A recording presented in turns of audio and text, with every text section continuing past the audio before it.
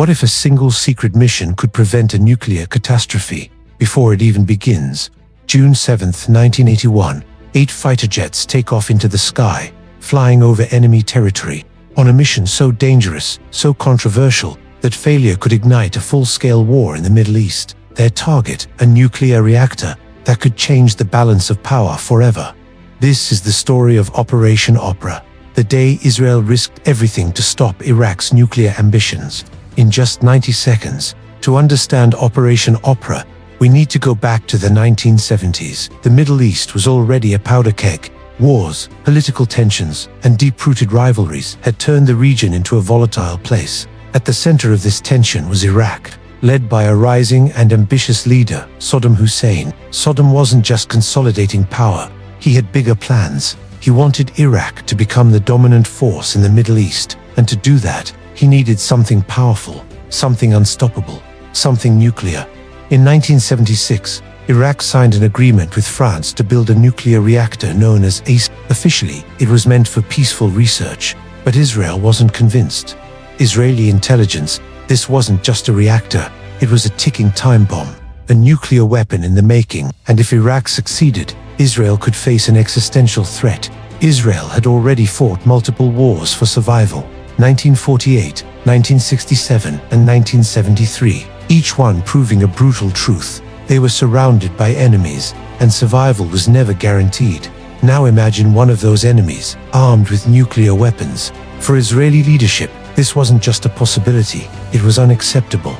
Menachem Begin, Israel's prime minister at the time, made his stance clear. Israel would never allow a hostile nation to develop nuclear weapons. This became known as the Begin Doctrine. But there was a problem. Iraq's reactor was already under construction, and time was running out. Once the reactor became operational, destroying it would risk releasing nuclear radiation across the region.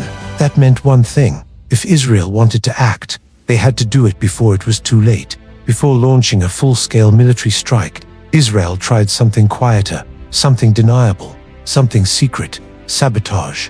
In 1979, a mysterious explosion rocked a warehouse in France, where key components of the Iraqi reactor were being stored. The damage delayed the project significantly. No one officially claimed responsibility, but all fingers pointed to Israeli intelligence. Then came another incident. An Egyptian nuclear scientist working with Iraq was assassinated in Paris. Again, no one claimed it, but the message was clear: Israel was watching, and they were willing to act. Despite these efforts, the reactor project continued. Delays weren't enough. The threat was still growing, and Israel knew the clock was ticking. By 1981, Israel made a decision. They would destroy the reactor from the air. But this mission was nearly impossible. The Osirak reactor was located near Baghdad, deep inside Iraqi territory, over 1,000 kilometers away. That meant Israeli jets would have to fly undetected across hostile airspace, avoid radar systems in multiple countries, strike the target with precision, and return safely, all without refueling. One mistake, one radar detection, one interception, and the mission would fail. Worse, it could start a regional war. Still, Israel moved forward. 8 F-16 fighter jets were chosen for the strike. They would be escorted by 6 F-15 jets for protection. The pilots trained relentlessly, low-altitude flying, precision bombing, split-second timing.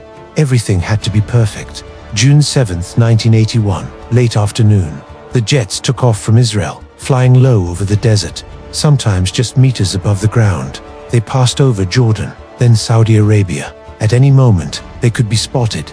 At any moment, the mission could be compromised. Legend has it, Jordan's King Hussein actually saw the jets flying overhead, but the warning never reached Iraq in time. As the jets approached Baghdad, the tension inside the cockpit was unbearable. Fuel was running low. There was no turning back.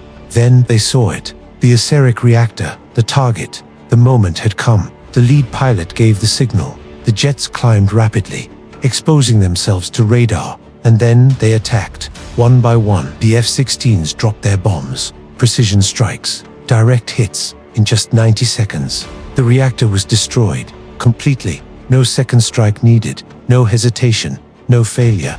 The mission was a success, but it wasn't over. Now they had to escape. The jets turned back, racing against time and fuel. Iraqi defenses were caught off guard, Anti-aircraft fire came too late. No Israeli aircraft was shot down. Against all odds, every single pilot made it back safely. The mission was complete. The world reaction was immediate and intense. The United Nations condemned the attack. Many countries called it a violation of international law. Even Israel's allies were critical. The United States publicly denounced the strike. Israel found itself isolated, but Israel defended its actions. They argued it was an act of a necessary move to prevent a nuclear threat, and years later, many began to reconsider. Fast forward to 1991, the Gulf War. A coalition led by the United States went to war against Iraq, and suddenly, the narrative changed. Many analysts believed that if Iraq had nuclear weapons during that war, the consequences could have been catastrophic. Operation Opera may have prevented a nuclear-armed Saddam Hussein, a chilling possibility, a global disaster. Avoided, Operation Opera became a blueprint, a precedent, a message to the world. Israel would act unilaterally if necessary to eliminate existential threats. This doctrine influenced future military strategies, including similar operations in later years. It also sparked an ongoing global debate. Is preemptive strike justified? Should nations act before a threat fully emerges? Or does that risk chaos and endless conflict? There are no easy answers. In just 90 seconds, 8 jets changed the course of history. No warnings, no negotiations, just action. Operation Opera remains one of the most daring airstrikes ever executed. A mission that balanced on the edge of disaster and succeeded. But the question still lingers. Was it an act of defense or a dangerous precedent? Because in a world of rising tensions and nuclear ambitions, the line between protection and provocation is thinner than ever. If you found this story powerful, make sure to subscribe for more untold historical missions and real stories.